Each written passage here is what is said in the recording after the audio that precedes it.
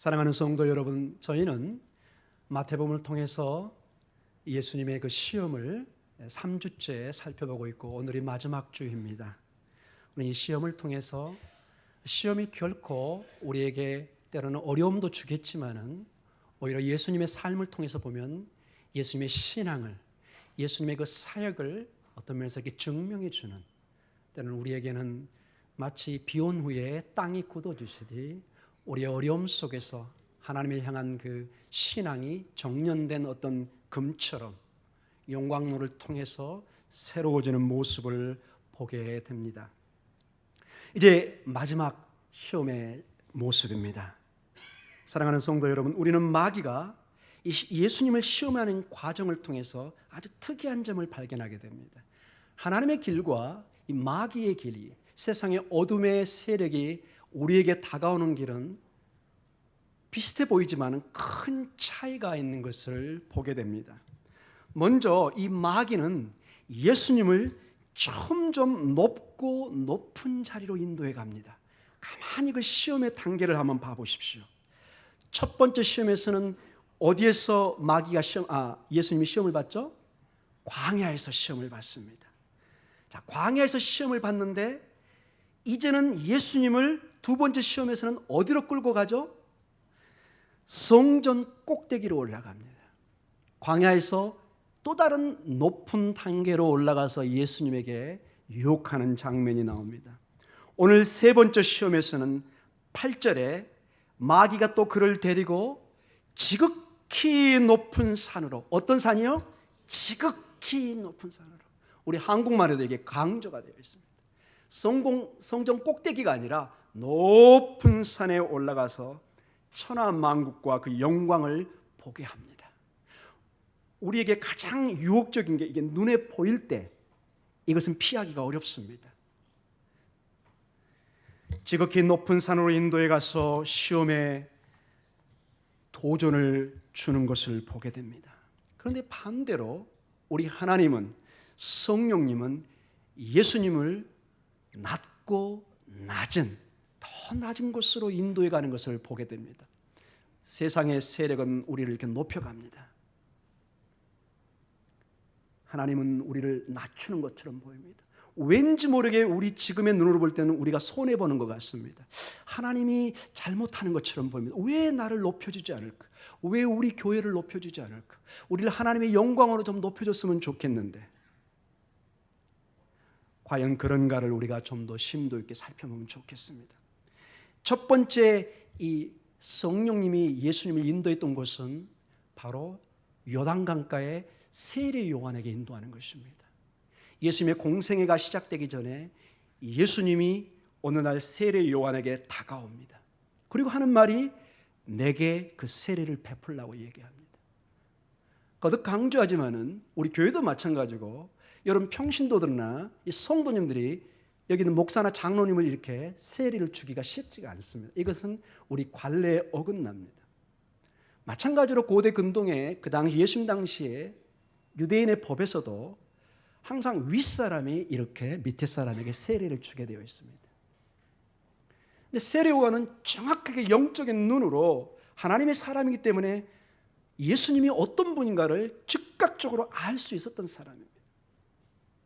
예수님은 단순히 한 선지자도 아니고 단순히 동네에서 같이 컸던 형이나 어떤 동생 차원이 아니라 세상 죄를 짊어지고 하는 하나님의 어린 양이라는 것을, 하나님이 기뻐하시는 아들이라는 것을 정확하게 보고 있었어요. 근데 예수님이 모든 것을 다 버리고 그 세례 요한에게 세례를 베푸라고 얘기합니다. 우리 주님의 철저한 자기 비움, 낮아짐을 보여주고 있습니다. 둘째로 예수님은 세례 이후에 예수님 스스로 광야를 가는 것이 아니라 그 본문에 보면 성령께서 광야로 예수님을 인도해 가십니다. 이제는 요단강가의 그 물가가 아니라 저 메마른 아무것도 있지 않는, 돌밖에 있지 않는 광야로 예수님을 인도해 가서 배고픔 속에 훈련을, 시험을 받게 하십니다. 성령님의 인도하심은 그래서 우리의 예상과는 다르고 마귀하고 다릅니다. 즉 세상의 우리의 기준과 달리 화려하고 어떤 그 눈에 보이는 환상적인 장관의 곳으로 인도하는 것이 아니라 결국은 예수님을 십자가와 고통의 길까지 인도해 가십니다. 나중에 보면은 이 광야의 시험을 마치고 공생애를 한 다음에 십자가를 지게 하는, 정말 낮아지고 또 낮아지게 하는, 전혀 우리의 예상과는 달리 새로운 길을 열어가는 것을 보게 됩니다. 여기서 우리는 중요한 하나님의 뜻을, 이 마태복음의 전체적인 흐름의 중요한 신학적인 면을 보게 됩니다. 우린 전체 마태복음에서 강조하는 중요한 가르침에 이제 직면하게 됩니다. 즉 높여지는 모든 것은 다 낮아집니다. 그러나 낮아진 것은 하나님께서 높이십니다. 아멘. 마태복음 23장 12절에 정확하게 주님이 이렇게 말씀하십니다. 같이 읽겠습니다. 시작. 누구든지 자기를 높이는 자는 낮아지고 누구든지 자기를 낮추는 자는 높아지리라. 아멘. 이것이 세상이 알 수 없는 너무나 놀라운 방법입니다. 그래서 여러분과 저는 때로는 이런 생명의 결단을 하기 원합니다. 마태복음 16장 24절과 25절에서는 우리에게 심각한 결단을 요구합니다. 같이 한번 읽어보겠습니다. 시작. 이에 예수께서 제자들에게 이르시되 누구든지 나를 따라오려거든 자기를 부인하고 자기 십자가를 지고 나를 따를 것이니라. 누구든지 제 목숨을 구원하고자 하면 잃을 것이요 누구든지 나를 위하여 제 목숨을 잃으면 찾으리라. 아멘. 이것은 정말로 주님 안에 생명을 갖지 않으면 이해하기 힘든 내용입니다. 이제 설교 중에 계속 드러나겠지만은 마귀는 우리를 높입니다. 아주 끝까지 지극히 높은 곳에까지 우리를 높여서 그것을 보고 온 인생과 에너지를 쏟아서 그것이 성공이고 그것이 하나님의 뜻인 것처럼 우리를 몰아갑니다. 그러나 사실은 그게 신기루입니다. 가서 잡지만은 잡히지가 않는, 결국은 그 높은 곳에 떨어져서 영원한 멸망으로 가게 만듭니다. 하나님의 방법은 우리를 낮추시고 또 낮추시고 십자가까지, 우리를 죽기까지 낮추시지만 그 십자가가 지난 다음에 부활로, 생명으로 하나님의 보좌의 우편까지 높이십니다. 이게 역설적인 진리요 하나님의 방법입니다. 우리가 우리의 신분을 알고 우리의 정체성을 알고 하나님의 위대함 앞에 두려움과 떨림으로 나를 낮추고 죽기까지 순종하면 하나님은 반드시 부활의 생명으로 하나님 나라의 영원한 축복으로 함께 하시는 것입니다. 주님이 그것을 지금 보고 있는 것입니다. 이 세 번째 시험은 이렇게 시작됩니다. 8절에 마귀가 또 그를 데리고 지극히 높은 산으로 가서 천하 만국과 그의 영광을 보여줍니다. 천하의 망과 그 영광, 우리 일들의 그 화려한 면을 보여줍니다. 9절 한번 보십시오. 같이 읽겠습니다. 시작. 이르되 만일 내게 엎드려 경배하면 이 모든 것을 내게 주리라. 사투리 좀 쓰겠습니다. 쬐끔만 준다고요? 아닙니다. 이게 어디 사투리인가요? 쬐끔, 조금. 마귀는 통이 큽니다. 생각보다. 여러분, 마귀를 우습게 생각하시면 안 됩니다. 여러분, 모든 것을 준다고 얘기합니다. 모든 것을 준다고 오늘 주일 예배를 포기하라고 얘기합니다. 모든 것을 준다고. 우리 대부분은 이 시험을 이기기가 쉽지 않습니다. 사랑하는 성도 여러분, 마귀는 예수님을 시험하는데 우리가 중요한 그 마귀의 전략과 전술을 보게 됩니다. 첫 번째 시험에서는 육체적인 가장 약점을 공격합니다. 40일 굶은 예수님에게 가장 필요한 것은 그 배고픔 속에 음식이라는 것은 당연한 얘기입니다. 예수님도 우리의 육체를 입었기 때문에 정말 그런 목마르시고 음식이 필요한 그런 인간이셨습니다.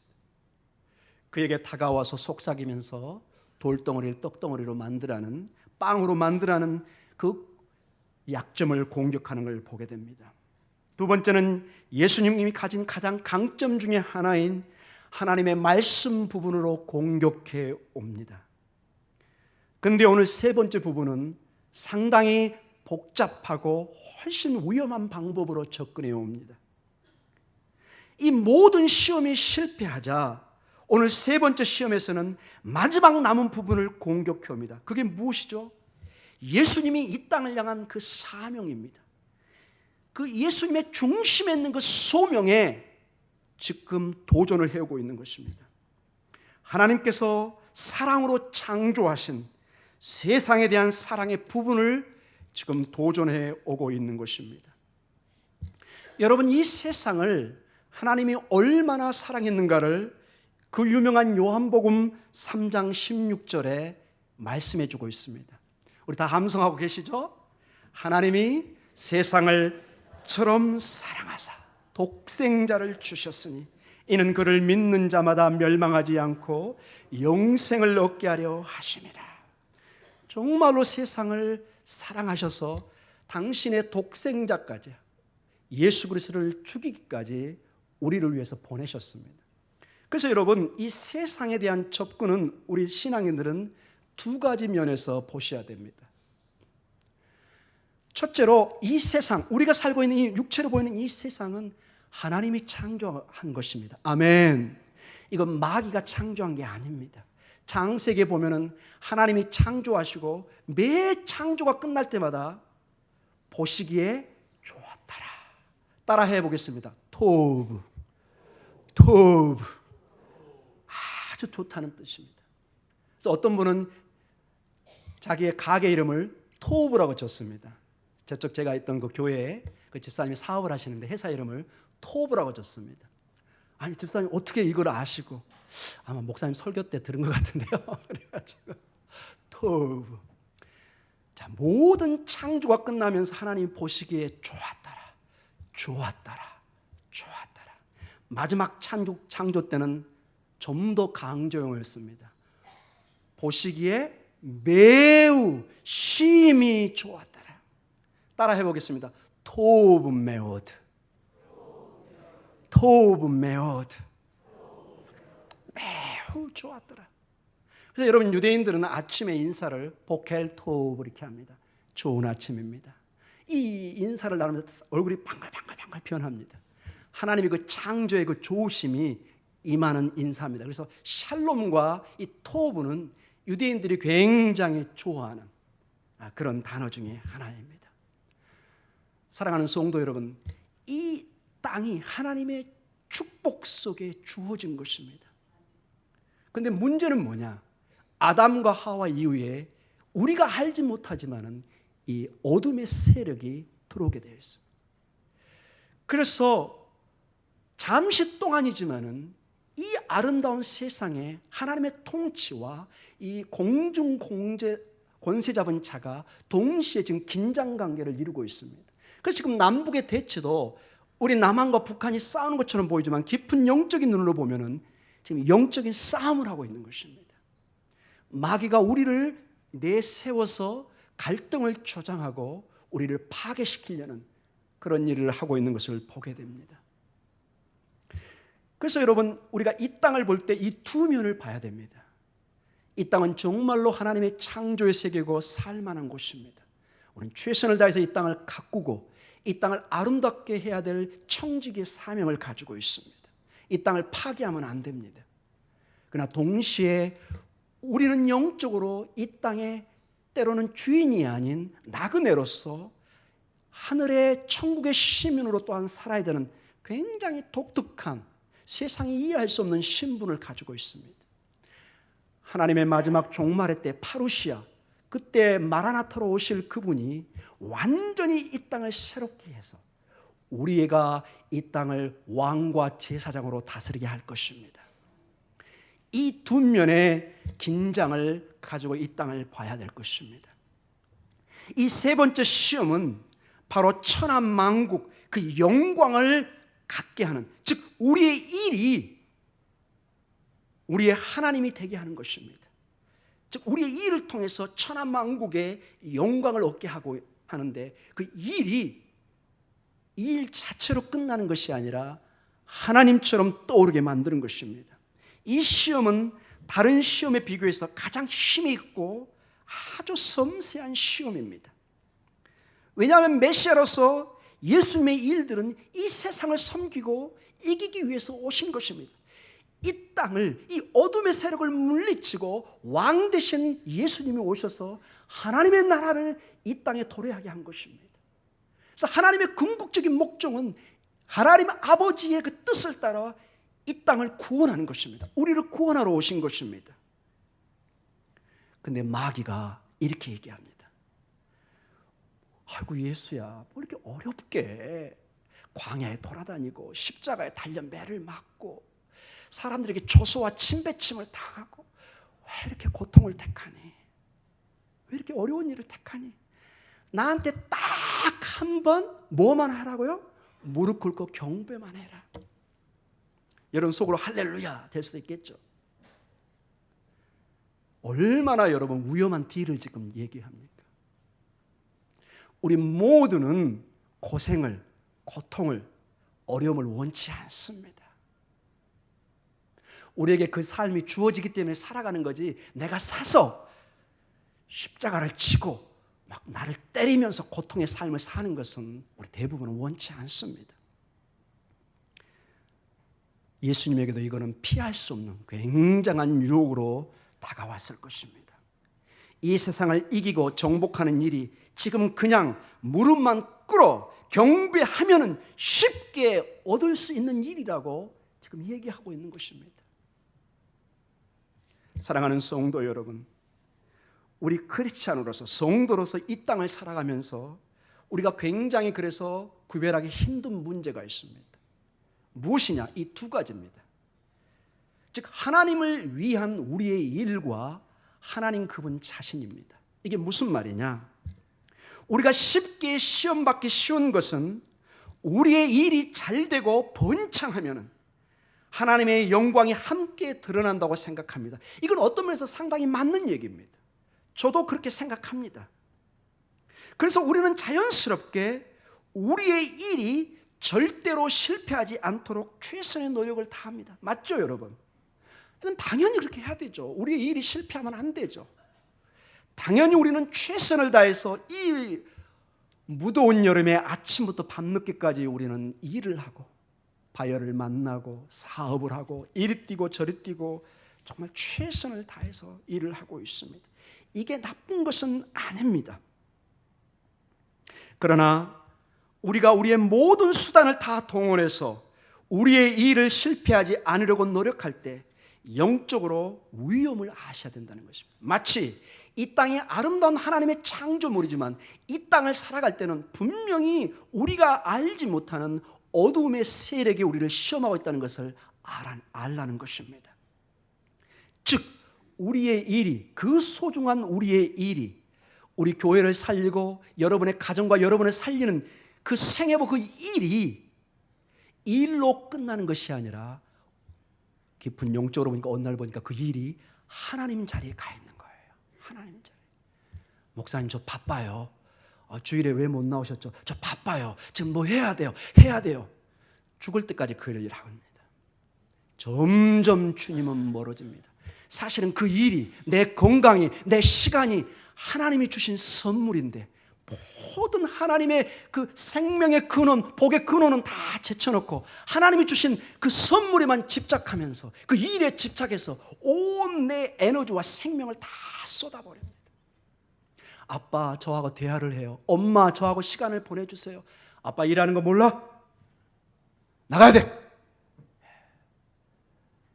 평균 조사에 40분 정도의 대화를 나눈다고 합니다. 부모와 자식 간의 대화가. 그래서 여러분 최근에 보셨죠? 우리나라의 어린아이가 세계에서 가장 불행한 아이들이라는 거 혹시 보셨나요? 우리 대한민국은 정말로 경제적으로 정말 잘 사는 나라가 되었습니다. 단군 이래로 이런 적이 없습니다. 항상 우리는 가난한 나라였고 변방의 나라였고 중국이나 일본이나 러시아나 모든 열강에 치여서 항상 쫓겨다니고 가난한 나라였습니다. 그래서 빨리빨리가 어디서 나왔는가 어떤 사람이 조사했는데 흥미로운 결과를 내놨습니다. 빨리. 이게 빨리 도망가야 되기 때문에 천천히 하면 다 죽는 거예요. 저도 그걸 보고 깜짝 놀랐어요. 이거 어떻게 이게 분석이 나왔는가. 그래서 외국에 있으면 여러분 그 유명한 관광지에 가면 한국 사람 보면요 빨리 막 그래요. 외국인도 그 단어를 우리도 그 관광할 때 빨리 봐야 되니까 그 소리가 막 들렸나 봐요. 그래서 옆에 있는 그 유럽이나 중동에 보면은 빨리. 예. 사랑하는 성도 여러분, 이 일은 소중합니다. 하나님이 주신 축복입니다. 아멘. 우리는 일이 없이 이 교회와 우리 가정이 설 수가 없습니다. 저희가 어떻게 살아갑니까?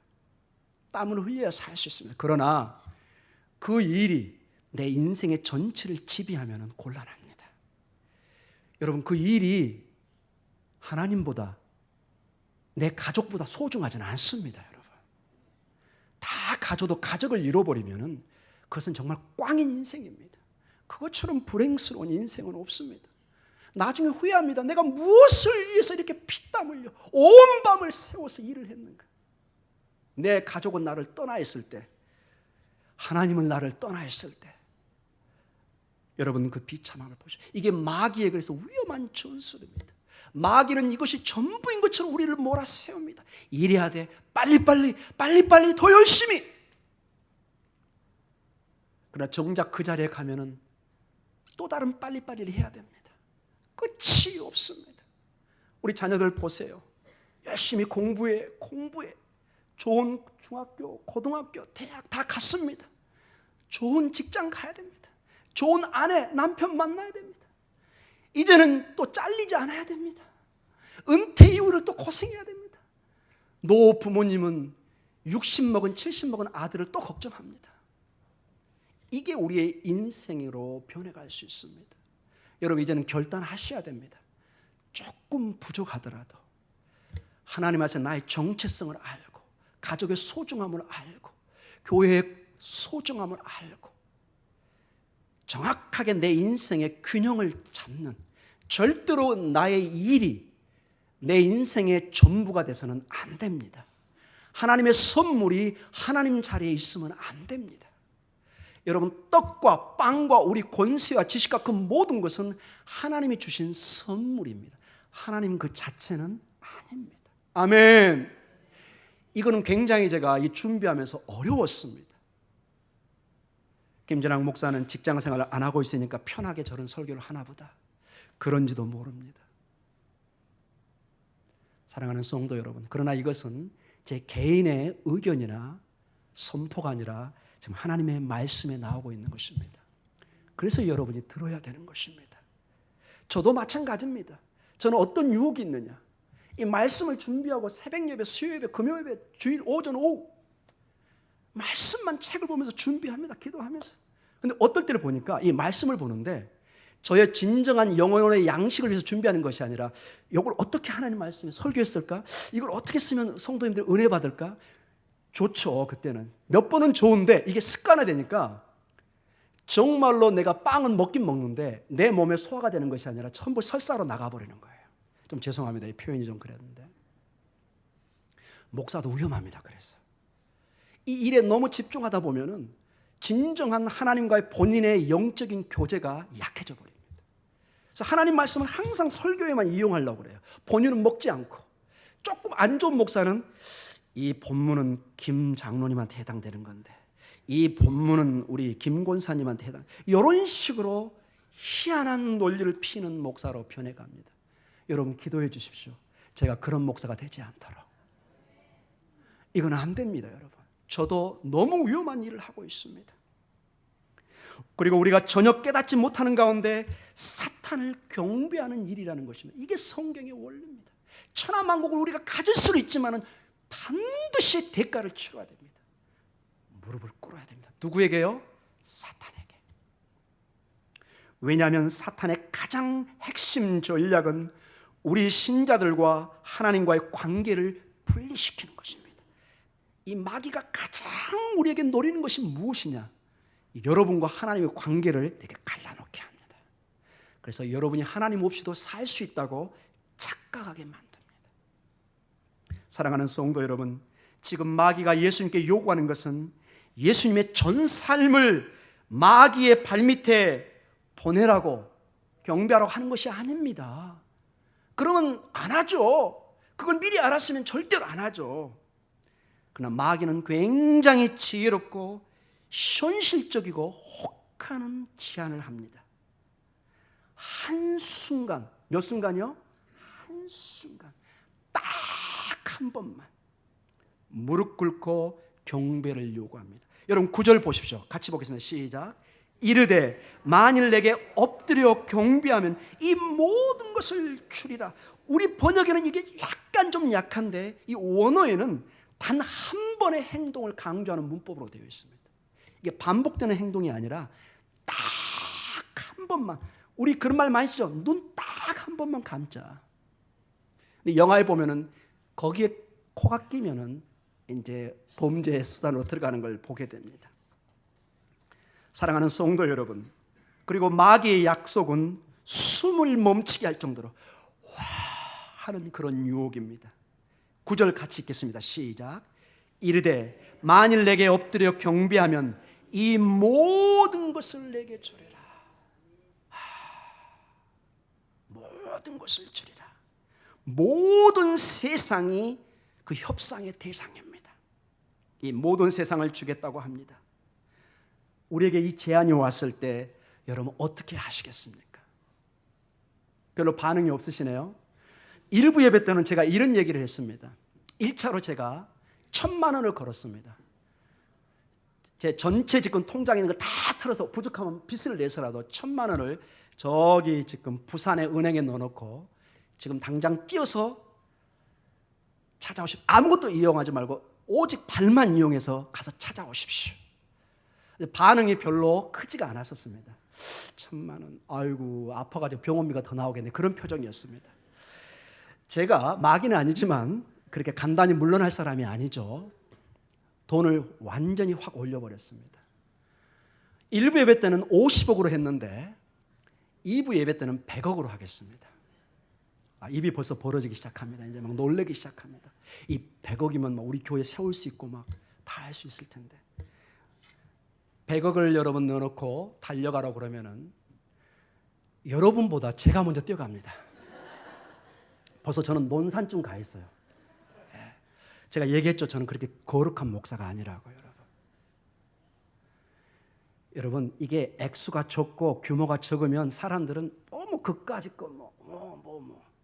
근데 이게요 상상할 수 없는 양으로 주어져 버리면은 이성을 잃게 합니다. 여러분 이성을, 판단력이 없어요.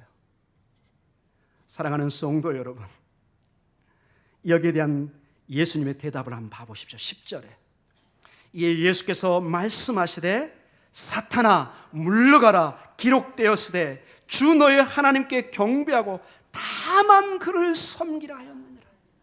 다만 그를 섬기라. 이건 신명기 6장 13절의 말씀입니다.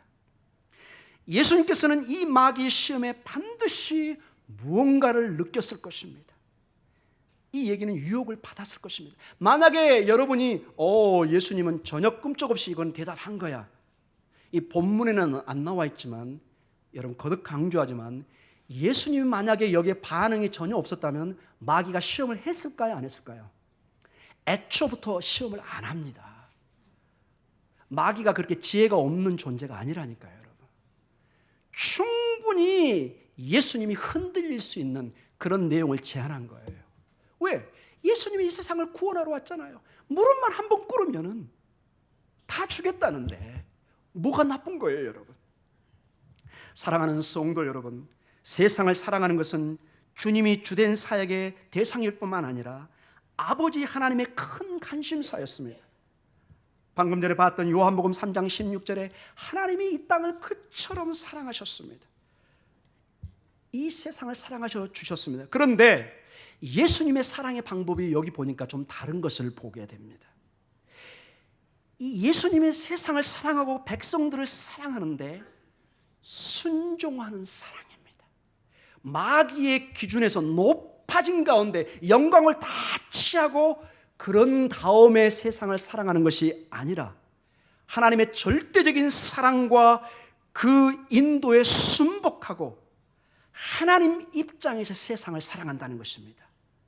즉 자신을 낮추고 자기를 죽이기까지 세상을 사랑하는 모습을 보여주고 있습니다.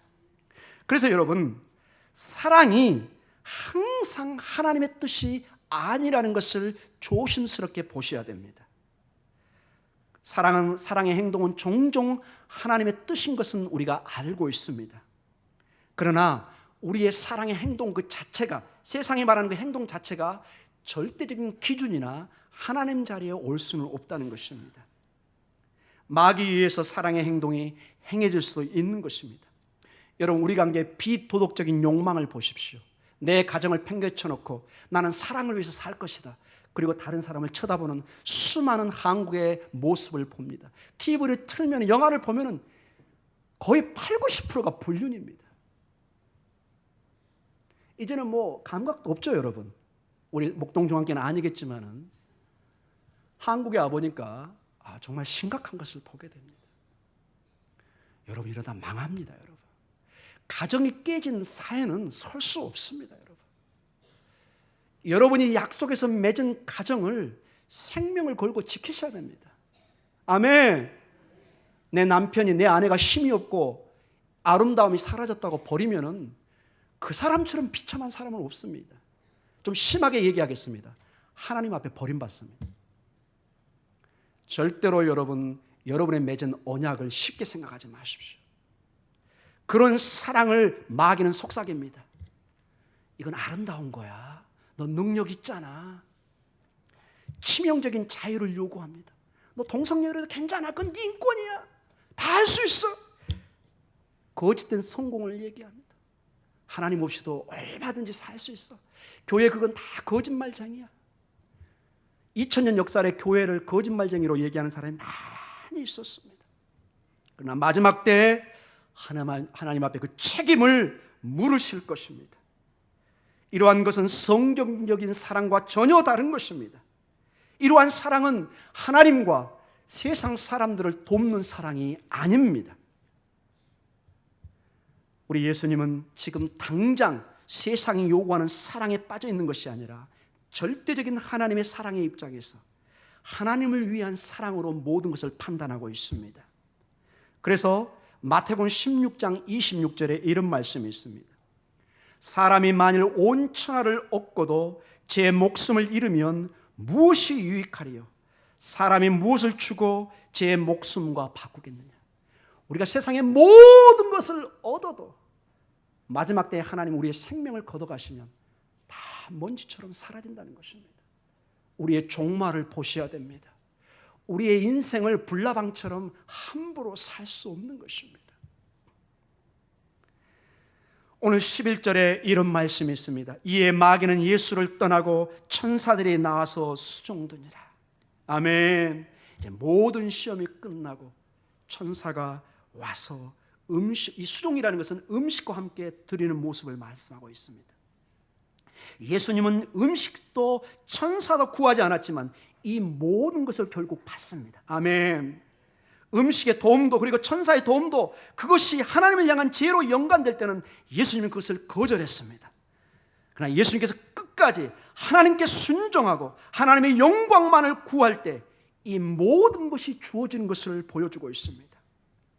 사랑하는 성도 여러분, 우리 목동중앙교회는 여기서 중요한 메시지를 배워야 됩니다. 교회가, 우리 가정이, 신자가 하나님의 나라를, 그분의 영광을 먼저 구하고 찾을 때 이 땅에 필요한 모든 하늘의 축복이 결국 내려진다는 것입니다.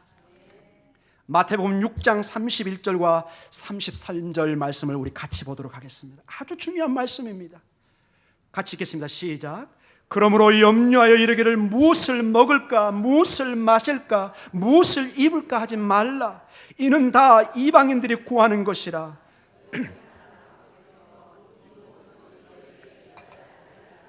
33절입니다. 그런즉 너희는 먼저 그의 나라와 그의 의를 구하라. 그리하면 이 모든 것을 너희에게 더하시리라. 아멘. 사랑하는 성도 여러분, 예수님께서는 두 번째로 낮은 자리로 갔다가 높아지는 경우를 오늘 3장과 4장을 통해서 보여줍니다. 세례 요한의 세례터로 가서 자신을 낮추시고 세례를 받을 때 하늘로부터 음성이 들리면서 내 사랑하는 아들이요 기뻐하는 자라고 하나님의 축복을 받습니다. 그리고 두 번째로 지금 광야에서 마귀의 육감적이고 환상적인 그리고 성공적인 길과 말씀을 택하는 것이 아니라 하나님의 낮고 또 낮아지는 그 말씀과 길에 열중하는 모습을 보여줍니다. 그리고 그 모든 시험이 끝났을 때 예수님은 하나님의 축복 속에 천사의 시중을 받는 것을 보여줍니다. 이제 결론적으로 시간이 좀 갔는데 두 가지로 제가 결론을 내도록 하겠습니다. 여기서 우리 세 가지 시험에서 볼 수 있는 중요한 예수님의 마음과 태도를 보여줍니다.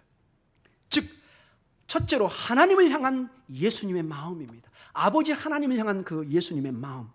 첫 번째 시험을 보도록 하겠습니다. 마태복음 4장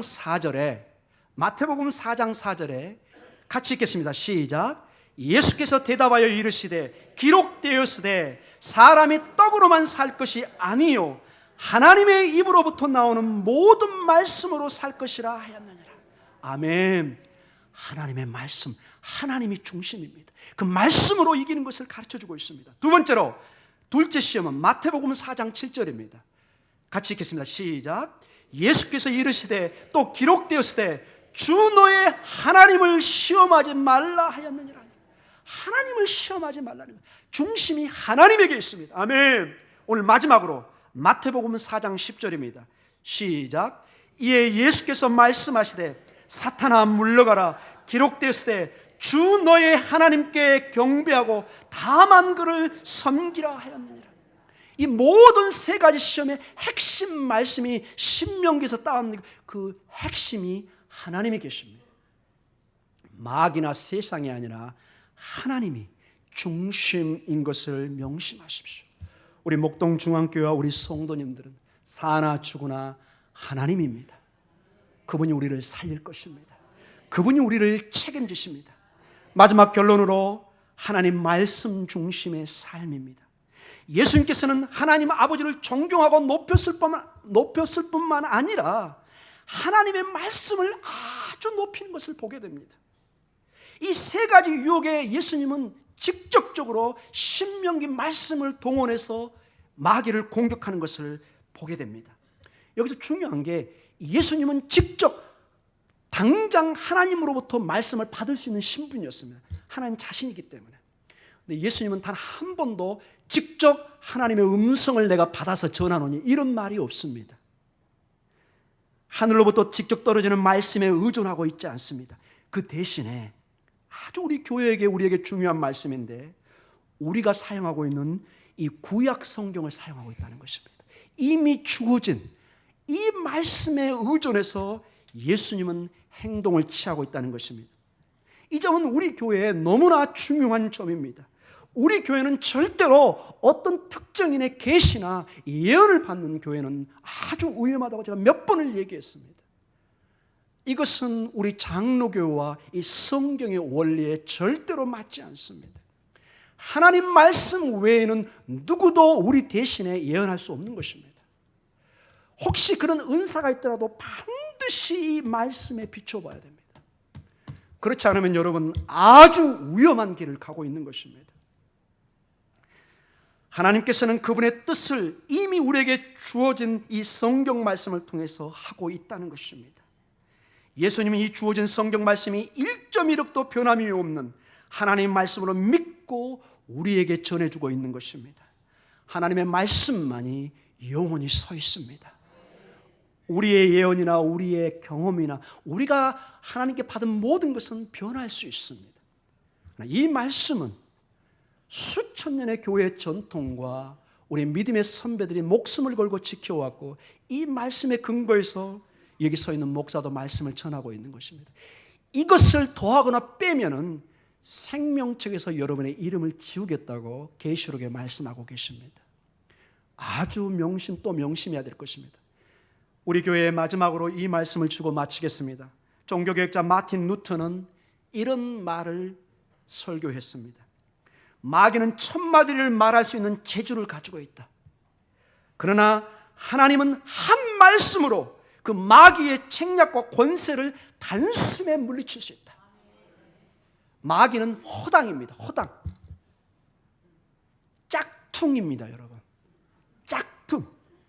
아무리 진짜처럼 얘기해도 하나님의 말씀으로 딱 되면은 짝퉁입니다. 여러분, 선물을 받았는데 너무나 귀한 세계밖에 하나밖에 없는 그 유명한 가방인 줄 알았는데 나중에 검사를 해보니까 짝퉁일 때 실망감을 생각해 보십시오. 이 말씀에 바로 의존할 때 우리는 하나님이 주신 선물에 감사를 느낄 뿐이지 거기에 집착하지 않습니다. 우리의 직장과 우리의 건강과 우리의 자녀들과 이 모든 것은 하나님이 주신 선물입니다. 너무나 소중하게 우리가 안아야 될, 함께 누릴 축복입니다. 그러나 그것은 하나님은 아닙니다. 선물을 주신 하나님께 초점을 맞춰야 됩니다. 생명을 주신 하나님께 초점을 맞춰야 됩니다. 이 교회는 하나님 중심으로 이 말씀을 통해서 생명의 소망을 가지고 달려가는 이 축복이 있기를 간절히 기도합니다. 기도하겠습니다.